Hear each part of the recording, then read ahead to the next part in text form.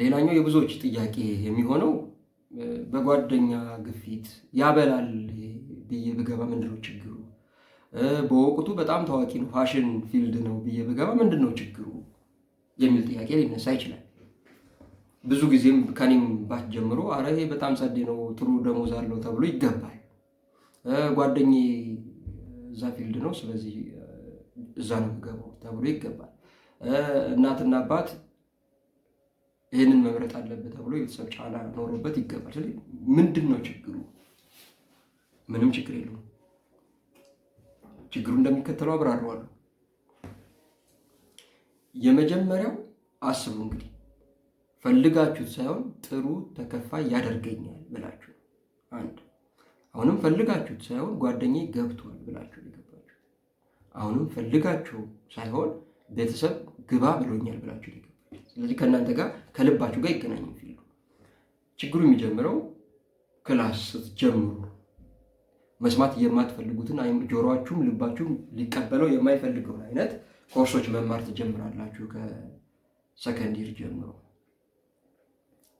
ከዛ ትግል ነው የሚሆነው ህይወታችሁ በጠቅላላ። ከዛ አሳይመንት፣ ኤግዛም፣ ሚድ ኤግዛም፣ ፋይናል ኤግዛም፣ ፕሮጀክት እየታለ ይቀጥላል። እያንዳንዱ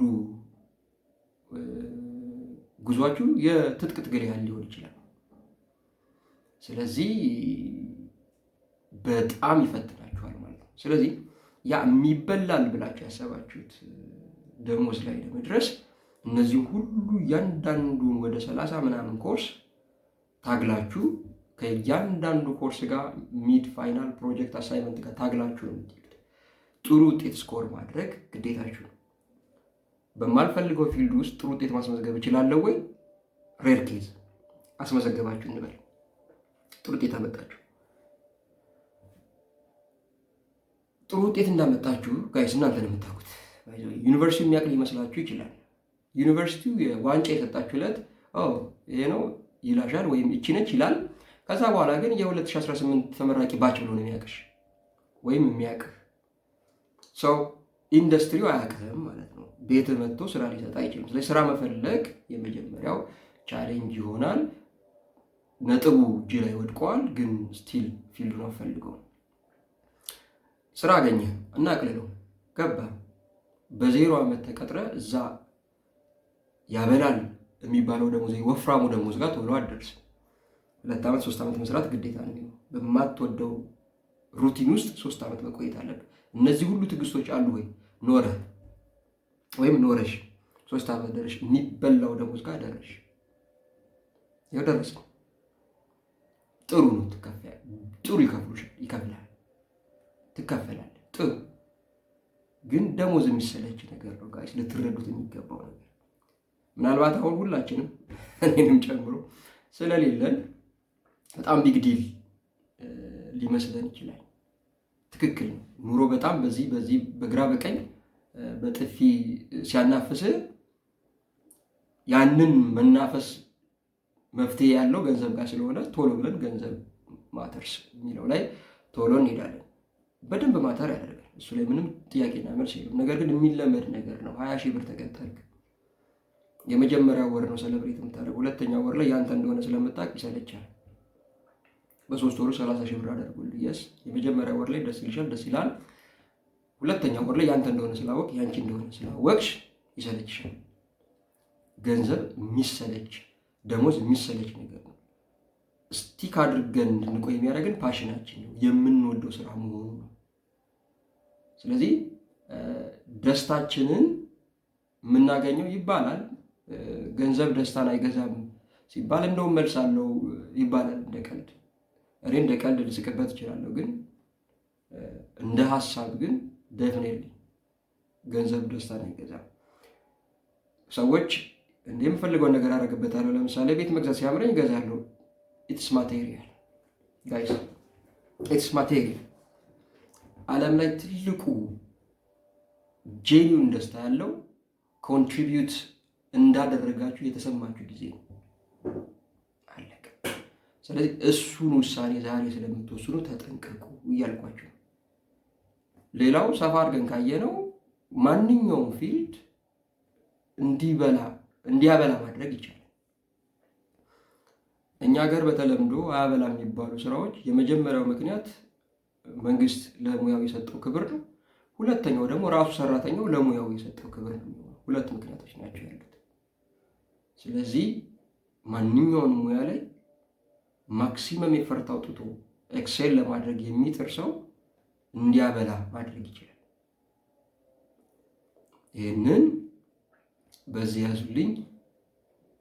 ያበላል፣ ጓደኛዬ ገብቷል፣ ቤተሰብ ምረጥ ብሎኛል ተብሎ አይመረጥም። ቤተሰብም ቢሆን ጄኒውን ሪዝነብል ጀስቲፋይብል በሆነ መንገድ ለማስረዳት ሞክራችሁ ማሳመን እንጂ ለጊዜያዊ ደስታቸው ብላችሁ መርጣችሁ እናንተ ረጅም ስቃይ ውስጥ አትቆዩ። እየቆየ ይገባቸዋል ይመስለናል እንጂ ይህን ምረጡልን የምረጡልን ሲሉ ቤተሰብ የሚያስከብር ልጅ፣ መልካም ልጅ ነው የሚፈልገው እንጂ ደፍኔል የኛ ፕሮፌሽን ጋር ያን ያህል እንትን የለውም። ለጊዜው ይህን ምረጡ ይህን ግባ ሊል ይችላል እንጂ በመረጥከው ፕሮፌሽን ሰክሰስፉል ሆነ ስታሳየው በቃ ልጄ ጥሩ ቦታ ላይ ነው። ዳትስ ዘ ፖይንት። ሶ አትጨናነቁ። ማሳመን ትችላላችሁ። ኮሚትመንት ይኖራችሁ እንጂ ቤተሰብ አፍተር የመንዝ ይረዳችኋል። ብዙ ሰው ያስጨንቃችኋል። በጣም ግራ ተጋብቻለሁ። ግራ መጋባት ችግር አለው ወይ የሚል ጥያቄ ካላችሁ ደግሞ ግራ መጋባት ለማናውቀው ነገር የሚሰማን የመጀመሪያው ተፈጥሯዊና ትክክለኛ ስሜት ነው እላችኋለሁ። ስለዚህ ግራ ስትጋቡ መልካም ነው፣ የመጀመሪያው ስቴፕ ነው። ነገር ግን ያን ግራ መጋባት የተረዳንበት መንገድ ግን ይወስነዋል። ግራ ገባኝ ስንል የቱ ጋር የሚለውን መመለስ አለብን። ብዙ ሊሆን ይችላል፣ ግን ስቴፕ ባይ ስቴፕ እዚህ ጋር አልገባኝም፣ እዚህ ጋር አልገባኝም፣ እዚህ ጋር አልገባኝም ብለን ልንዘረዘው ይገባል። መጨነቅ ሳይሆን ግራ የገባችሁ ስለማታውቁት አለቀ። ስለዚህ ማንም ሰው የማያውቀው ሀገር ሲሄድ መናኸሪያው የት ነው ብሎ ነው የሚጠይቀው። ስለዚህ ውዝግብ ማለት ነገር ይሆናል።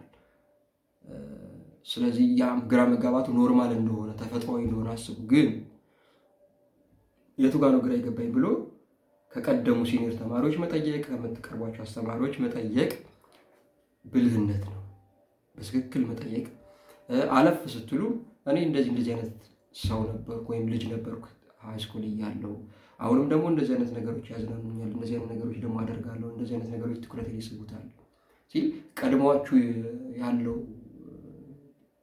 ሲኒየር ተማሪ የሚሆን አስተማሪ ቀደም በማለቱ የሚያገኘው ኤክስፒሪየንስ ስለሚኖር እንደዚህ አይነት ፍላጎቶች ካሉ ከዚህ ፊልድ ጋር ጥሩ ነው ብሎ ሊመክራችሁ ይችላል። ያን ምክር መጠየቅ ነው ግራ ስትጋቡ ማለት።